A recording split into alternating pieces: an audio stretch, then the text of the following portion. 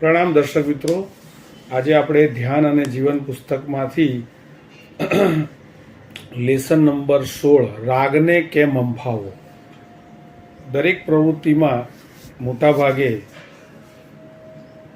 ક્યાંક આપણને કોઈ વસ્તુ કે વ્યક્તિ માટે રાગ થાય છે, ક્યાં દ્વેષ થાય છે. ગમતું વ્યક્તિ કે ગમતા સંયોગો આવે ત્યારે રાગ થઈ જાય છે અને અણગમતું બની આવે સંયોગ કે વ્યક્તિ તો દ્વેષ થાય છે. તો આપણે આજના ચેપ્ટરમાં પુષ્પચૂલા સાધુજી ભગવાનને કઈ રીતના કેવળ જ્ઞાન થયું એની વાત કરીશું. રાગને કઈ રીતે હંફાવો, બરાબર છે. જૈન શાસનની નિષ્પક્ષ વાતો પણ કરીશું. મારી ઈચ્છા એવી છે કે આ ચેનલ જેટલા લોકો સાંભળે છે, હજી પણ લોકો 1 કે 2 કે 3 મિનિટ જ સાંભળતા હોય છે, તો આશા રાખું કે આપ પૂરેપૂરો એપિસોડ જોશો તો ઘણા બધા જીવનમાં કામ લાગે એવા તથ્ય વાર્તાના માધ્યમે જે આચાર્ય ભગવાન ન્યાય વિશારદ પરમ પૂજ્ય આચાર્ય ભગવાન શ્રી ભુવન ભાનુ સુરેશ્વરજી મહારાજે આ બુક લખી છે, એમણે ઘણું સુંદર સમજાવ્યું છે. તો આપ સાંભળશો તો આપણને અલગ અલગ ટોપિકના ખ્યાલ આવશે. તો આપણે શરૂ કરીએ છીએ. જૈન શાસનની નિષ્પક્ષ વાતો, કે આપણે ગયા વિડીયોમાં પુષ્પચૂલાની વાત કરી હતી કે એને કેવળ જ્ઞાન થાય છે ને એમને દીક્ષા આપનાર આચાર્ય ભગવાનને પસ્તાવો થાય. તો શું કહે છે કે જુઓ, પુષ્પચૂલાને ઉપદેશ કરી મહાપાપમાંથી છોડાવીને સંયમમાં લાવનાર કોણ છે? તો કે આ આચાર્ય મહારાજ છે. કયા આચાર્ય મહારાજ? અર્ણિકા પુત્ર આચાર્ય ભગવાન, જે પોતે શાસ્ત્રોના સમગ્ર જ્ઞાતા અને દીર્ઘકાળ સંયમ પાળનાર આચાર્ય ભગવાન ગુરુ છે. છતાં ગુરુ આચાર્ય દેવ રહ્યા છદ્મસ્તતાની ધરતી પર અને શિષ્યા પુષ્પચૂલા સાધ્વી ઉપડ્યા વિતરાગ સર્વજ્ઞતાના આસમાનમાં. શાના બળે? રાગ દ્વેષ મોહને હંફાવવા પર. એમણે એક તો પોતાના ભાઈને જ પતિ કરવાના ઘોર પાપના પશ્ચાતાપ અને પ્રાયશ્ચિત રૂપે, તેમજ 2 એક જ નગરમાં રહેવું પડવાથી સંયમને ખૂબ જ તેજસ્વી બનતું રાખવાના ઉદ્યમ રૂપે જ્વલંત વૈરાગ્ય, ત્યાગ, તપ વગેરેથી જે આંતરિક શુદ્ધ પરિણતિ વિકસાવી અને એથી રાગ દ્વેષ મોહ વગેરે તામસી ભાવોનું કૂટ્યું કરે ગયા. એથી ભલે એ નવા શિષ્યા સાધ્વી હતા, છતાં એમણે કેવળ જ્ઞાન ઉપાર્જ્યું. ત્યારે ગુરુ અર્ણિકાપુત્ર આચાર્યને એવા આંતરપુરુષાર્થથી હજી વાર લાગી તો એ હજી છદ્મસ્ત છે. પહેલાં ગુરુ તરે કે શિષ્ય તરે? તો આ જૈન શાસન છે કે જે જેવી મહેનત કરશે, રાઈટ, જેવો પુરુષાર્થ કરશે તો એ પ્રમાણે એનો કેવળ જ્ઞાનમાં, વિતરાગતા મેળવવામાં, ધર્મ પામવામાં અને પરમાત્મા બનવામાં નંબર લાગશે. આખું જૈન દર્શન, જૈન શાસન એ ઘણા બધા અલગ અલગ ગુણો પર ટકેલું છે, પણ દરેકમાં એક કોમન વસ્તુ છે મારા હિસાબે, જે છે રસ. કોઈ પણ પ્રવૃત્તિ કરીએ છીએ, કોઈ પણ ક્રિયા કરીએ છીએ, એમાં તમે રસ નાખો છો તો એ પ્રમાણે આપણને શુભ અને અશુભ ભાવ બંધાય છે અને એ રીતે આપણને કર્મો બંધાય છે. તીવ્ર રસથી બાંધેલા કર્મો ચીકણા કર્મો બંધાય, એટલે એ ભોગવવા જ પડે. પછી એને ભોગવવા માટે અલગ અલગ રીત છે પાછી. તપ કરો, પ્રાયશ્ચિત કરો, પ્રતિક્રમણ કરો, આલોચના લો, ખરા રડતા હૃદય પસ્તાવો કરીએ, તો એ બધા કર્મોને મોડા પાડી શકાય જ્યારે ઉદયમાં આવે ત્યારે, ભવાંતરમાં, કોઈ પણ ભાવમાં. પણ પાપ થઈ ગયું છે એ ક્યારે ખબર પડે? કે પાપ વિશે માહિતી હોય.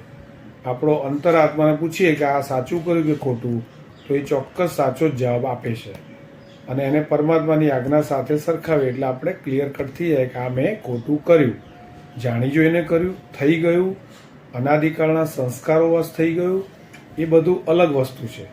પણ પાપને પાપ ન માનવું તે મોટામાં મોટું પાપ છે, રાઈટ. જેમ કે 18 પાપ સ્થાનકમાં 17 પાપ છે, તે પાપને જો આપણે માનવા તૈયાર નથી તો 18મું મિથ્યાત્વ શૈલ્ય, એટલે 100% એ પાપ ઉદયમાં આવે અને એની વાસના ઘર કરી જાય, એને થોડું બહુ જ અઘરું પડે. રાઈટ?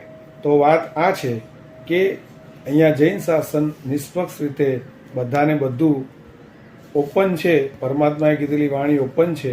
હવે તમે કેટલો પુરુષાર્થ એમાં કરો છો, એમ આચાર્ય ભગવાન કહે છે કે આપણે કેટલો એમાંથી ગ્રહણ કરી રોજે રોજ સાવધાની રાખી અને જીવનમાં જીવીએ તો આપણે આપણા હાથમાં જ છે. સંસારમાં આવ્યા છીએ, પણ સંસારને ટૂંકો કરી પરમાત્મા બનવા માટેની શક્યતા માત્ર માનવભવમાં છે. રાઈટ? તો આગળ મળેલા હકનું આશ્વાસન અને પ્રોત્સાહન. તો શું કહે, જૈન શાસનની આ નિષ્પક્ષપાત રજૂઆત જોવા જેવી છે. એ માણસને કોઈ પણ અવસ્થામાં આશ્વાસન અને પ્રોત્સાહન બે આપે છે. રાઈટ?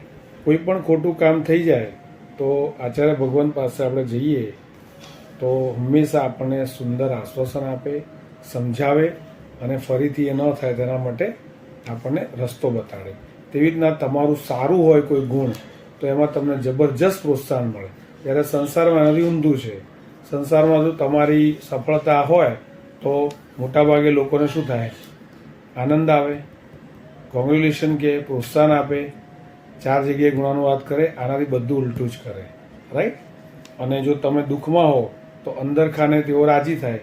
પણ મોટાભાગના માણસોની વાત છે, જે ગુણી ધાર્મિક આત્મા છે, ધાર્મિક આત્મા એની વાત નથી કરતો, પણ સંસારમાં ધર્મી આત્માઓ છે જ બહુ ઓછા. રાઈટ? અને એ પાછા આપણને મળવા આપણા પુણ્યકર્મ હોય તો મળે. તો એ કહે છે કે તમે બાળ હો, જૈન શાસન કહે તમે બાળ હો કે બુઢ્ઢા, સ્ત્રી હો કે પુરુષ, શિષ્ય હો કે ગુરુ, સાજા હો કે બીમાર, કીર્તિમાન હો યા નહીં, વિદ્વાન હો યા નહીં, આશ્રિત હો કે આશ્રયદાતા, ગમે તે હો, પરંતુ તમને રાગ દ્વેષ મોહના તામસ ભાવોને પહેલાં કચરવાનો સંપૂર્ણ હક છે. હકનો ઉપયોગ કરવો જોઈએ, શક્તિને કામે લગાડવી જોઈએ, તો તમે ગુણસ્થાનકના ઊંચા પગથિયા ચડી શકો છો. ચડતા ચડતા ઠેઠ વિતરાગ સર્વજ્ઞ થઈ શકો છો. કેવું સુંદર આશ્વાસન, કેવું સુંદર પ્રોત્સાહન. એવા અનંત આત્માઓ ને મહાત્માઓ આ 14 રાજલોકની ધરતી પર અનંતવાર થઈ ગયા કે જે પાપની ગર્તામાં, પતનની ખીણમાં પડી ગયેલા, પણ યોગ્ય સંયોગે સદગુરુનો સાથ મળતા, પુણ્યકર્મનો ઉદય થતા તેમનો હાથ પકડનાર મળી ગયો. અને એ વ્યક્તિ પણ જે 14 ગુણસ્થાનક છે, તો એ ગુણસ્થાનકમાં ચડતા ચડતા છેક ઉપરના ગુણસ્થાનકે પહોંચીને પરમાત્મા બનેલા છે. રાઈટ? સવાલ એ છે કે આપણને કોઈ સદગુરુ મળે, આપણને પાપ પુણ્યની ખબર પડે અને એ પાપ પુણ્યને મેળવવાનો રસ્તો મળે અને એની પાછળ આપણે કહીએ ને હાથ ધોઈને પાછળ પડીએ, એવો સખત પુરુષાર્થ કરીએ ખરા હૃદયથી, તો ચોક્કસ આપણને સફળતા મળે છે. રાઈટ? તો શું કહે છે કે બધાને આ ખરાબ જે અશુભ કર્મ કચરવાનો સંપૂર્ણ હક છે. હકનો ઉપયોગ કરવો જોઈએ, શક્તિને કામે લગાડવી જોઈએ, તો તમે છેક ઉપર પહોંચી શકો. તો અર્ણિકા પુત્ર આચાર્ય પૂછે છે, હજી મારે કેટલા ભાવ ભટકવાનું છે? કોને પૂછે છે? જે એમની શિષ્યા છે પુષ્પચૂલા, કે જેને આચાર્ય ભગવાન કરતાં વહેલું કેવળ જ્ઞાન થઈ ગયું છે. તો હવે એમને આ ખુલી ગઈ, પસ્તાવો થાય છે કે આ તો કેવળ જ્ઞાની પાસે મેં સેવા કરાવી, સેવા લીધી. તો એ પૂછે છે, કોને પૂછે છે? પુષ્પચૂલા સાધ્વી ભગવાનને, કે મારે હજી કેટલા ભાવ ભટકવાનું? શિષ્યને ગુરુ પૂછે છે કે હવે મારી મુક્તિ ક્યારે? તો સાધ્વીજી કહે છે, તમે ચરમ શરીરી છો, આ ભાવમાં જ મુક્તિગામી છો.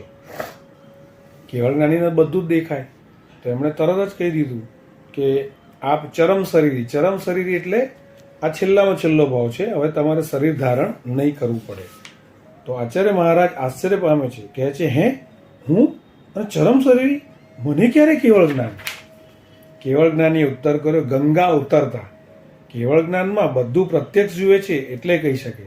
ફરીથી અહીં જોવા જેવું છે કે સાધ્વીજીને કેવળ જ્ઞાન કયા બળ પર થયું? શું કહે છે? સાધ્વીજીને કેવળ જ્ઞાન કયા બળ પર થયું?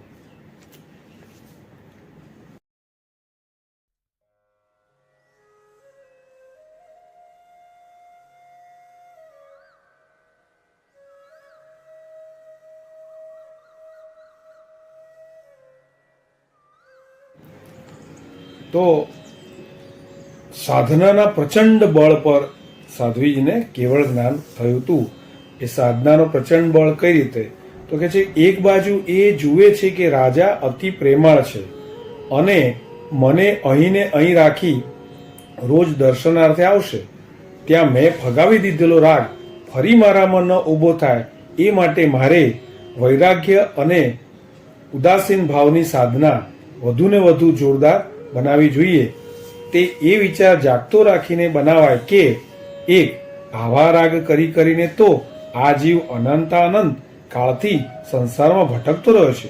હવે એ સમજ્યા પછી આવા ઉત્તમ પુરુષાર્થ શક્તિવાળા માનવ ભવે તો એને કચરવાનો જ હોય, નહીતર પછી બીજા કયા ભાવમાં આ કાર્ય થઈ શકવાનું હતું? 2. ત્યારે ખરી રીતે જેના પર રાગ કરીએ છીએ એ આપણું શું લીલું વાળે છે? તેમજ 3. રાગ ગમે તેટલો કર્યો પરંતુ તે કેટલો ટકવાનો? મૃત્યુ થતા અવશ્ય વિયોગ અને વિસ્મરણ. મૃત્યુ થઈ ગયા પછી આ બધી વસ્તુ અહીં ને અહીં રહી જશે. ગમતી વ્યક્તિથી આપણે વિયોગ થશે, કારણ કે આપણે બીજી યોનિમાં જઈશું, રાઈટ? અને એ ધીમે ધીમે બધું ભૂલાઈ પણ જશે. અહીંયા ગમે એટલા પૈસા ભેગા કરે, આપણને ગયા ભાવમાં આપણી પાસે શું હતું, આપણે ક્યાં હતા, કશું યાદ છે? આપણો કયો યોની હતી, કયો અવતાર હતો, આપણે શું હતા, શું બન્યા હતા, એ કશી જ ખબર નથી. એ બધું જ ત્યાં રહી જાય. હા, પરમાત્મા અને પરમાત્મા માટેના પાડેલા સંસ્કાર, ખરાબ સંસ્કાર પણ સાથે આવે છે અને સારા સંસ્કાર પણ સાથે આવે છે, રાઈટ? તો જો કોઈ પણ કારણસર ખરાબ યોનિમાં આપણો જીવ જાય છે તો આ ભાવમાં જે સંસ્કાર પાડ્યા ધર્મ કરીને, એ સંસ્કારના માધ્યમથી આપણે આવનારા ભાવમાં ગમે તે યોનિ હોય પણ ત્યાં શાંતિ અને સમાધિ ગુણને ટકાવી રાખીશું, રાઈટ? તો એ ખાસ સમજવાની જરૂર છે. શું કહે છે પછી? પરભવે ક્યાં એકલા ઉપડી ગયે રાગ ક્યાં રહેવાનો? વળી 4. વિતરાગ બનવું છે તો અંતે રાગને મારે છૂટકો છે. તે જે વસ્તુ કે વ્યક્તિ પર વળી રાગ વિશેષે ઉછળે છે ત્યાં તો વિશેષ પુરુષાર્થથી વૈરાગ્ય જ્વલંત બનાવીને રાગના વિશેષ નિગ્રહ સાથે વર્તવાનો. રાજાને તો જાણે કોઈ રસ્તે જનાર તદ્દન ત્રાહિત જ સમજવાનો, જેથી એની સાથે પોતાનો કોઈ સંબંધ જ નથી એમ લાગે. કારણ કે રાજા એમનો પતિ હતો અને એમણે એ શરતે જ એમને દીક્ષા આપી હતી કે મારી સામે તમારે નગરમાં રહેવાનું છે. તો હવે એ પાછા દર્શન કરવા આવે ત્યારે પાછું મોહિત થઈ જવાય પતિથી, રાગથી, તો શું? તો પછી એવા સમયમાં વૈરાગ્યને પકડી રાખવા માટે, પ્રબળ બનાવવા માટે સાધના પણ પ્રચંડ પુરુષાર્થવાળી જોઈએ. તો કે જે ખાસ કરીને રાજા હોય ત્યારે તો એને અજાણ્યા માણસ જ વિચારવાનો, તો જ આપણે એનાથી દૂર રહી શકીએ, જાણે કોઈ સંબંધ જ નથી. આમ એ રાગથી ભારે અલિપ્ત રહેતા હતા. જનરલી સંસારમાં આપણે જેની જોડે બનતું નથી, જેની સાથે આપણને દ્વેષ છે, એને આપણે એવું વિચારતા હોય કે ભાઈ આમને જોડે આપણે સંબંધ કટ કરી નાખે, એમની સામું નહીં જોવાનું, રાઈટ? તો આપણે દૂર થઈ જઈએ. અહીંયા આધ્યાત્મિક ભાષામાં શું કહે? રાગ જેની સાથે એનાથી દૂર રહેવાનું છે. અને જૈન શાસનનું તટસ્થ છે કે જેની સાથે તમારે દ્વેષ છે એને તમારે પ્રેમ આપ્યા કરવાનો છે. આ બધી વસ્તુ હાઈ લેવલની છે, આપણને ડાયજેસ્ટ થતી નથી, રાઈટ? જેની સાથે બનતું ના હોય એ ગમે એટલું આપણું અપમાન કરે, ગમે એટલું આપણે છણકાવે, ગમે એટલું આપણા માટે નિંદા કરે, ગમે એટલું આપણું અહિત કરે, ગમે એટલું ખરાબ કરે, તો પણ તે વ્યક્તિને આપણે પ્રેમ જ આપવાનો. પ્રતિક્રમણમાં આપણે બોલીએ છીએ ખામેમી સભે જીવે સભે જીવ્યા ખમનતી. તો એ શું છે કે દરેક જીવોને હું માફ કરું છું, દરેક જીવ મને માફ કરે. પણ એ માત્ર પ્રતિક્રમણમાં આપણે બોલતા હોય છે, પણ એને ખરેખર રોજિંદા જીવનમાં પચાવવું ખૂબ જ અઘરું છે. થઈ શકે તો એના માટે બી આપણે પ્રચંડ પુરુષાર્થ કરીને એવી સાધના કરવી પડે. તો આમ એ રાગથી ભારે અલિપ્ત રહેતા હતા પુષ્પચૂલા સાધ્વી ભગવાન, રાઈટ? બીજું શું હતું કે સાધ્વીને તદ્દન અલિપ્ત રહેવા પાછળ બીજું બળ આ છે કે જુએ છે કે જો આને આ જ નગરીમાં રહેવાનું છે તો પછી ક્યાંય મમત્વ ન બંધાય, શિથિલતા ન પેસે.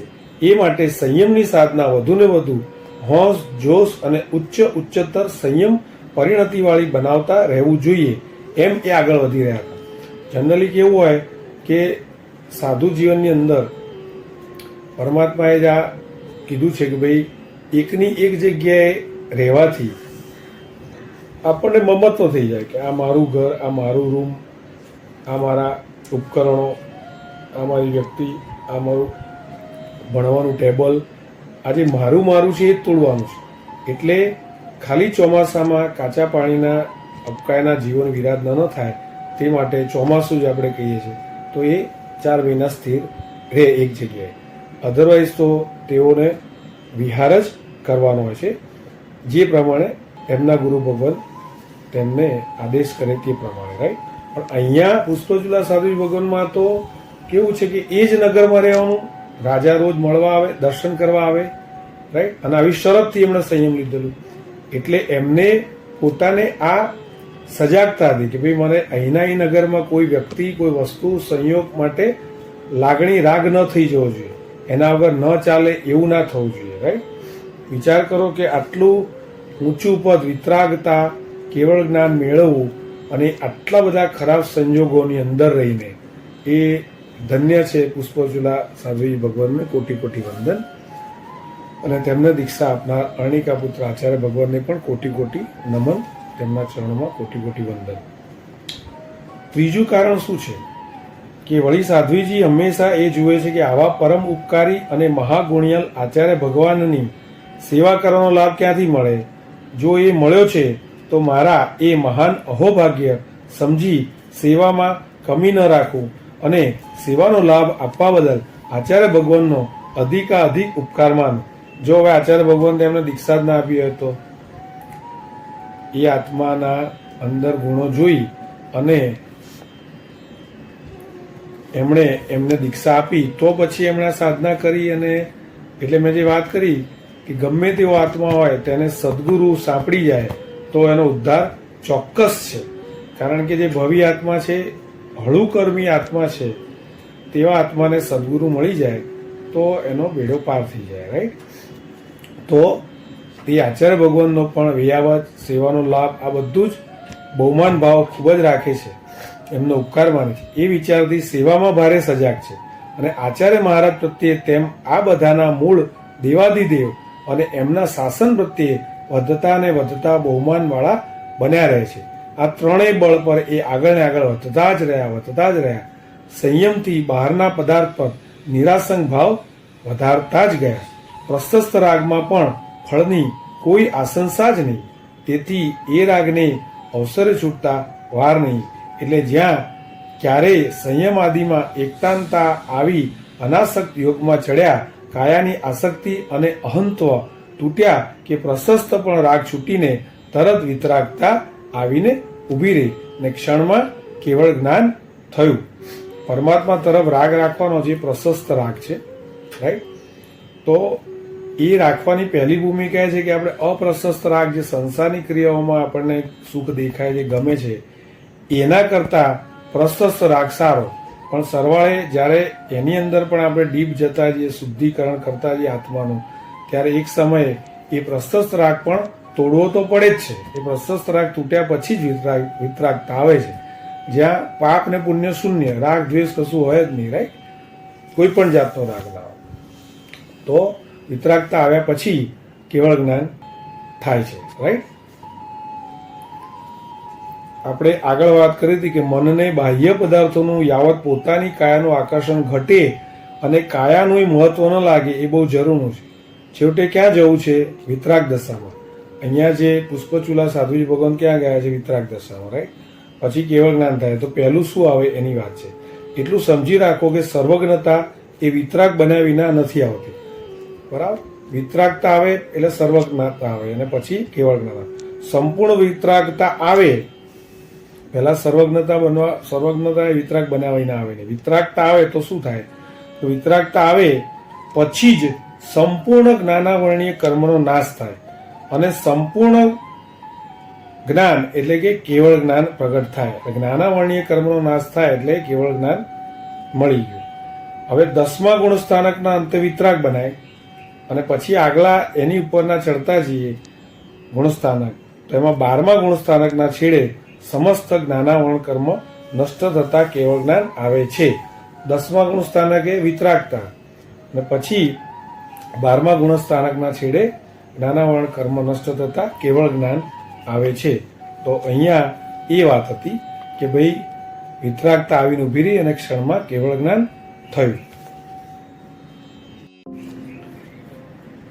પુષ્પચૂલા સાધ્વીજી આમ કેવળ જ્ઞાની વિતરાગ સર્વજ્ઞ બન્યા ત્યારે અર્ણિકા પુત્ર આચાર્ય મહારાજ પણ હવે જુએ છે કે આ કેવળ જ્ઞાની મને કેવળ જ્ઞાન થવામાં સમય મર્યાદા તો આપતા નથી, પણ માત્ર ગંગા ઉતરતા કેવળ જ્ઞાન થવાનું કહે છે. તો લાવને હવે એમાં વિલંબ શું? હવે એમાં ઉધારો શું? ઉધારો એટલે વિલંબ. હવે એમાં રાહ શું જોવાની? વાર શું? હમણાં જ જઈને ગંગા ઉતરું. કેવળીનું વચન ફોગ જાય નહીં. તે ઉઠ્યા, ચાલ્યા ગંગાના કિનારે. ત્યાં જઈ નાવડામાં બેઠા, એટલે કે નાવમાં બેઠા. નાવ ઉપડી.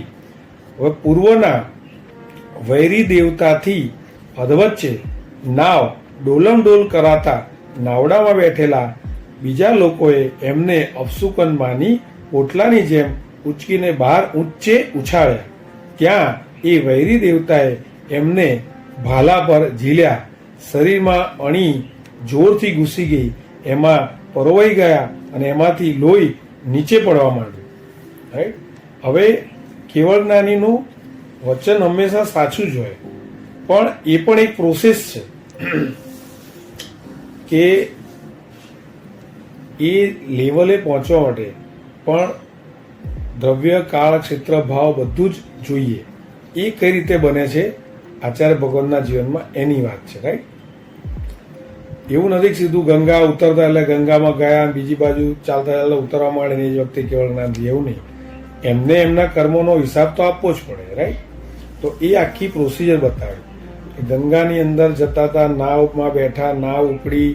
લોકોને એવું લાગ્યું કે આ જે છે ડોલમ ડોલ નાવ થાય, તો આ જે અર્ણિકા પુત્ર આચાર્ય ભગવાનના અપશુકન્યા છે એના બેસવાથી આવી ડોલમ ડોલમ થાય છે. રાઈટ. તો પછી એમને બધા ઉચકીને ફેંકી દીધા, ઉછાળ્યા. બધાએ ભેગા થઈને ઉછાળ્યા અને ઉછાળ્યા સમુદ્ર ઉપર. એ જ વખતે વહેરી દેવતા, એ એકચ્યુઅલી વહેરી દેવતા હતા, એમણે આલમ ડોલમ નાવ કરી દીધી. પણ લોકોને એવું લાગ્યું કે અપશુકન્યાળા આપ છે, એને ઉછાળ્યા. એ જ વખતે વહેરી દેવતાએ જે ભાલો હતો એ સીધો એમના શરીરમાં, આખું શરીર ઉછાળ્યું એટલે ભાલાની અણીમાં એ આમ ભાલો દેવતાએ નાખ્યો, આમ ઉછાળ્યા એટલે અંદર. તો એ રીતે આ જે મેં બતાડ્યું એ રીતના ભાલો એમને ઉછાળ્યા એટલે ભાલો અંદર ખૂંચી ગયો. તો જીવની હવે કસોટી થાય છે. અહીંયા જીવની કસોટી કેવી રીતે થાય છે તે બતાવે છે. એક સંયમનો, અહિંસાનો રાગ અને પુરુષાર્થ વધારે છે કે કોઈ કેવળ જ્ઞાની જેવી ઊંચી પદવી પામવાનો રાગ વધારે? શું કહે છે? સંયમનો, અહિંસાનો રાગ અને પુરુષાર્થ વધારે છે કે કોઈ કેવળ જ્ઞાની જેવી ઊંચી પદવી પામવાનો રાગ વધારે? 2. કેવળ જ્ઞાનને જ્ઞાનીના વચન માત્ર પર લેવું છે કે સંયમના જ્વલંત પુરુષાર્થ પર? 3. જીવલેણ ઘા વખતે પણ પોતાની કાયાનો વિચાર કે જીવોનો વિચાર? હવે કાયા પર રાગ રહે છે કે જીવો પરની દયામાં એ રાગના ભૂક્કા થાય છે? તો આચાર્ય મહારાજ, અર્ણિકા પુત્ર આચાર્ય ભગવાન એ આ કસોટીમાં પાર ઉતરે છે. નાવડામાંથી ઉચકીને બહાર ફેંકનાર લોકો પર કે ભાલામાં પોતાના શરીરને વિંધનાર ઉપર એ પોતાના દિલમાં જરાય લેશ માત્ર પણ દ્વેષ નથી થવા દેતા. જનરલી આપણને ક્યાં એક્સિડન્ટ થાય તો વાંક ભલે આપણો કે બીજાનો, પણ આપણે શું વિચારીએ? સામેવાળાનો વાંક. રાઈટ.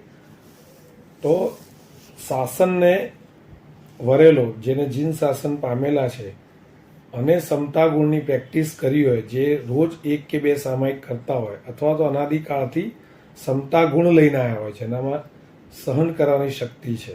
રાઈટ. એના માટે સામાયિકની પ્રક્રિયા બતાડી આપણે. બરાબર. તો એમાં દ્રવ્ય સામાયિક લીધું, દ્રવ્ય સામાયિક, પણ અંદર ભાવ રાખવાનો છે કે ભાઈ 48 મિનિટ મારે કોઈના વિશે ખરાબ વિચારવાનું નથી. રાઈટ. તો એ સામાયિકથી ક્ષમતા ભાવ આવે. તો આપણે એ ક્ષમતા નથી રહેતી.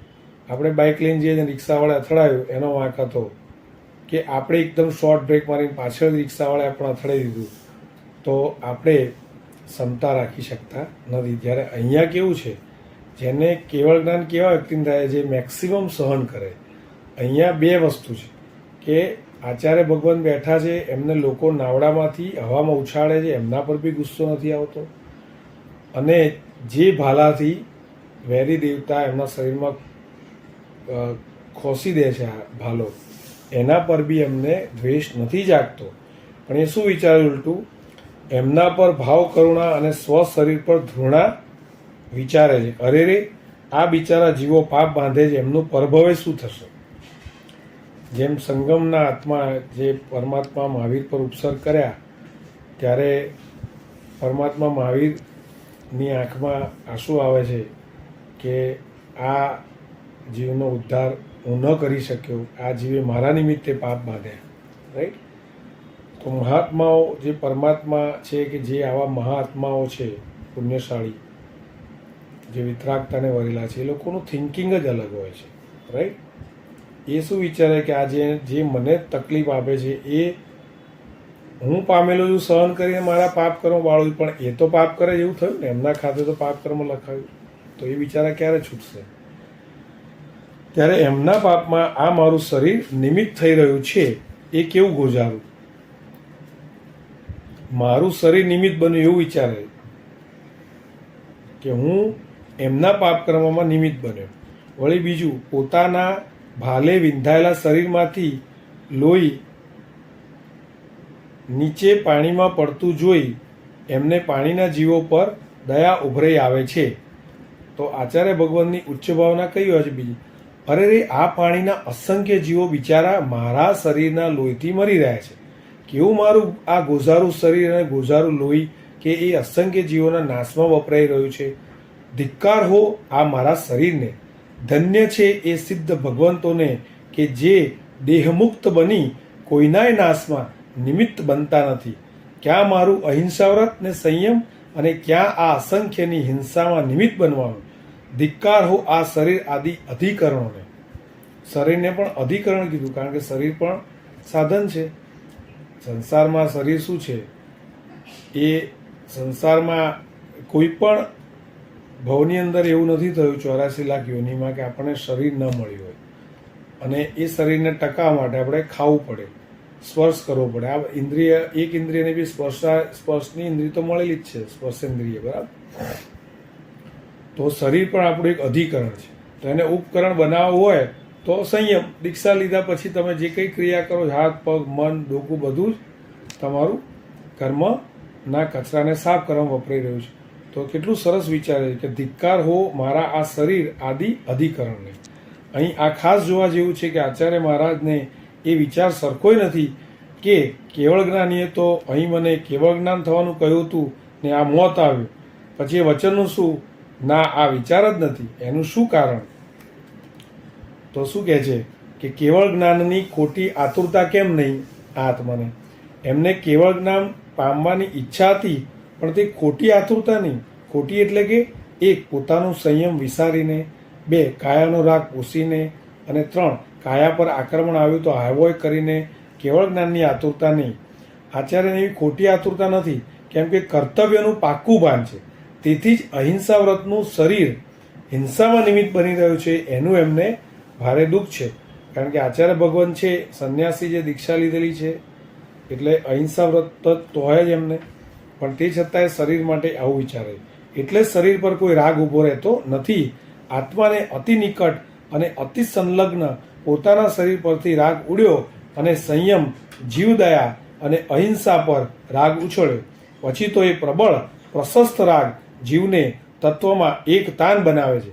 આચાર્ય મહારાજે આ એક તાનમાં શુક્લ ધ્યાન લગાવ્યું, ક્ષબક શ્રેણી માંડી, અને ત્યાં જ કેવળ જ્ઞાન પામ્યા. પછી આયુષ્ય ત્યાં જ પૂરું થઈ જવાથી સર્વ કર્મક્ષય કરી મોક્ષ પામ્યા. ધન્ય ધન્ય ધન્ય અર્ણિકા પુત્ર આચાર્ય ભગવાનના ચરણોમાં કોટી કોટી વંદન. બોલો બોલો જેને શાસન દેવકી જય. આચાર્યએ જો કેવળ જ્ઞાનની ખોટી આતુરતા કરી હોત તો કદાચ કેવળ જ્ઞાનીના વચન પર શંકા પડત, અશ્રદ્ધા થાત, શરીર પર રાગ ઉભરાત, ને આક્રમકો પર દ્વેષ થાત. આ સૂચવે છે કે સાધ્યની અભિલાષા આતુરતા જરૂર રાખો, પરંતુ તે સાધનાને વિસારીને નહીં. એ આના પરથી બહુ સંસારમાં પણ કામ લાગે. લોકો લક્ષ્ય કરે છે, ગોલ, ટાર્ગેટ, અને એચિવમેન્ટ માટે પુરુષાર્થ કરે છે. ક્યાંક ને ક્યાંક એ સાધ્ય એટલે કે લક્ષ્ય, ગોલ એ પૂરું ન પડતા અધવચ્ચેથી પુરુષાર્થ છોડી દે છે. તો અહીંયા શું કહે છે? સાધ્યની અભિલાષા એટલે ટાર્ગેટ પૂરું થાય એવી માટે આતુરતા રાખીએ, મહેનત કરીએ, પરંતુ એ પુરુષાર્થને છોડીને કે ઢીલો પાડીને નહીં, જેટલો પુરુષાર્થ કે તો કરે જ રાખવાનો છેક સુધી, ચાહે ગોલ મિસ થઈ ગયું, ટાર્ગેટ પૂરો ન થયો તો પણ. રાઈટ. સાધનામાં ચુસ્તતા પહેલી જોઈએ. સાધનામાં પણ આપણા નિમિત્તે બીજા જીવોને પીડા ન થાય એ કરુણા પહેલી જરૂરી. સાધનામાં દ્રઢપણે આગળ વધે એને સિદ્ધિ તો અવશ્ય લખાયેલી છે, પણ જોડે જોડે આ પણ ધ્યાન રાખવાનું કે બીજા જીવોને પીડા કરીને તો કોઈ ઉદ્ધાર થવાનો જ નથી. એટલે પહેલાં એ કરુણા ભાવવાની મારા નિમિત્તે, મારી સાધનાના નિમિત્તે પણ કોઈને તકલીફ પડવી ન જોઈએ. માટે જ શાસ્ત્રકારો ફળની ખોટી આતુરતા કરવાની મનાઈ કરે છે. શું કહે છે? ફલભી સંધિ રહિતમ સંશુદ્ધ મેતદ્વિદશમ. કોઈ પણ સાધના વિશુદ્ધ ક્યારે કે એ જો ફળની આતુરતા વિનાની હોય. આ ત્યારે બને કે સાધનાનો રંગ જો અંગ અંગ વ્યાપી જાય એવી એ કરવામાં આવે, પછી તો એ સહજ ભાવે બનતી થઈ જાય. પહેલાં પ્રેક્ટિસ વાળીએ, પછી આપણે પહેલાં 2 કલાક વાંચીએ, પછી 4 કલાક વાંચીએ, પછી 6 કલાક વાંચીએ, એમ કેપેસિટી વધતી જાય.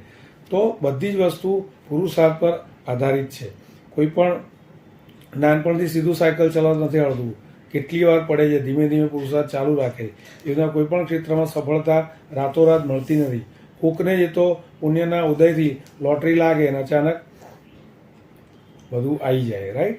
પણ અધરવાઇઝ તો જે તે સંસારના ક્ષેત્રમાં પણ સફળતાના શિખરે પહોંચેલા કોઈ પણ માણસની લાઈફસ્ટાઈલ જોજો, એનું લાઈફ સ્પાન જોજો, મિનિમમ 20-30 વર્ષનો હોય છે. રાઈટ. એવી રીતના આપણે અહીંયા અધ્યાત્મની વાત કરીએ. અધ્યાત્મ જગતમાં પણ ટીપે ટીપે સરોવર ભરાય એમ સાધના કરતાં કરતાં એમાં થતી ભૂલો કરેક્ટ કરતાં કરતાં પહેલાં વિવિધ સાધના થાય, પછી વિશિષ્ટ સાધના થાય, પછી વિશુદ્ધ સાધનાનો ચાન્સ લાગે છે. રાઈટ. તો આ રીતે ખૂબ સુંદર આપણે આગળ નેક્સ્ટ વિડીયોમાં અર્ણિકા પુત્ર આચાર્ય ભગવાનને સાધનાનો રંગ અંગે અંગે કઈ રીતે વ્યાપ્યો હતો, રાઈટ, એની વાત કરીશું. આપણા જીવનમાં પણ સાધનાની પરિણતિ કઈ રીતે ચેન્જ કરાય, કઈ રીતે આત્મા પર લાગેલા કર્મના ગૂંચળા તોડવા માટે જે સાધના પ્રથમ પાયો છે, તો એ સાધના કઈ રીતે કરાય, કઈ મુદ્રામાં કરાય, એ વખતે મન કેવું નિર્મળ રખાય, મનના ભાવ કેવા રખાય, ધ્યાનમાં કઈ રીતે રહેવાય, આ બધી વાતો આપણે આગળના વિડીયોમાં કરીશું. પ્રણામ. જય આદિનાથ.